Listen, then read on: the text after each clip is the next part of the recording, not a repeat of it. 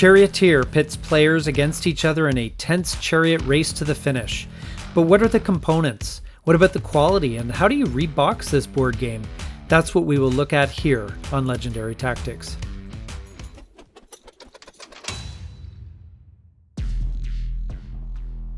Now, Charioteer was a game that I really wanted to try. I was thinking about Avalon Hill's Circus Maximus and wondered how it would compare. It's a different game, much simpler, but I think it holds up pretty well based on the plays that I've had. The cover art I think is great. I think it's very evocative and something that's just really gets people into the spirit of the game. And then we've got this giant long board and a giant deck of cards, which we'll look at later.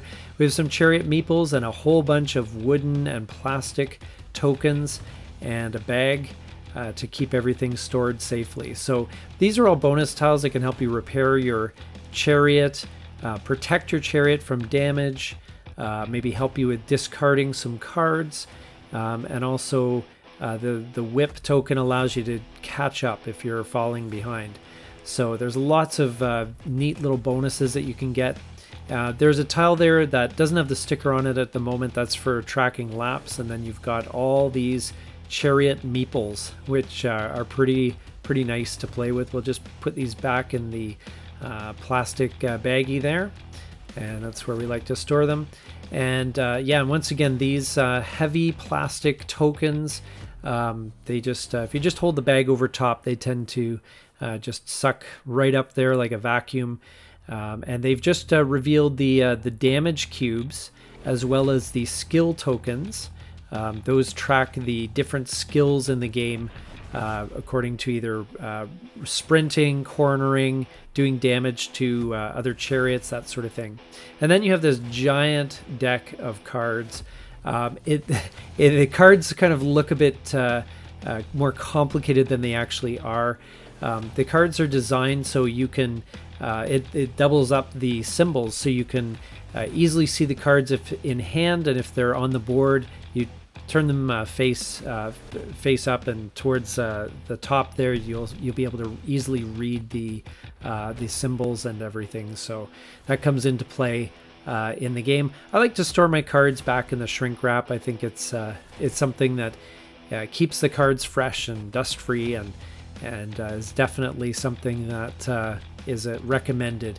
We also have the skill deck, and this basically gives you the starting setup for your skills. It's a very interesting mechanic where the more you take a certain maneuver, the more you improve at it, and you actually become stronger as the game progresses, as opposed to weaker, as a lot of racing games have you do, where your car or what have you falls apart. We're just going to put this all back in the box here, and we'll take another good look at this gigantic board. Probably too big for what it really needs to be, but I'm fine with that. I think that is just right for you want to have this epic feel, this sense of that you're playing the board game Ben-Hur, and you need a giant board for that, even if it is a bit unnecessary. It's a nice mounted board, and there's not much to it, obviously, aesthetically, but it's very functional, and it works just great. We'll take another look at that giant stack of cards, the skill deck there. You can see the lap stickers here that you put on that wooden block that I mentioned earlier, and the dice, that's the Emperor's dice, and lets you know what type of race the Emperor is looking for, at least at any given point in the contest. The bag there, and then you've got your player cards. The quality on these, it's a bit light. Honestly, they're pretty light cardboard, but they're fine, and they're very functional. And then when we put the board back in here and back into the box, all that's left really is the rules. Now the rules are fine. They're clear. They feel a little bit random in terms of the order of the way things are explained, but it's fine. The game isn't that hard, so I think they're able to get away with that. Yeah, we'll just put the box back together, and then of course, to protect the game, you want to put it back in the shrink wrap if you can. So just go and grab that shrink wrap right there and wrap it around, and make sure that the game is ready to go for the next time we pull it out. So anyway, this was a brief overview of the components of Charioteer. I hope you enjoyed it. I'm just going to throw it back in the package here, just for additional safety. I don't want any of the components to get damaged or anything, so we'll just put that back right there. And this game is now officially reboxed. Thanks for watching.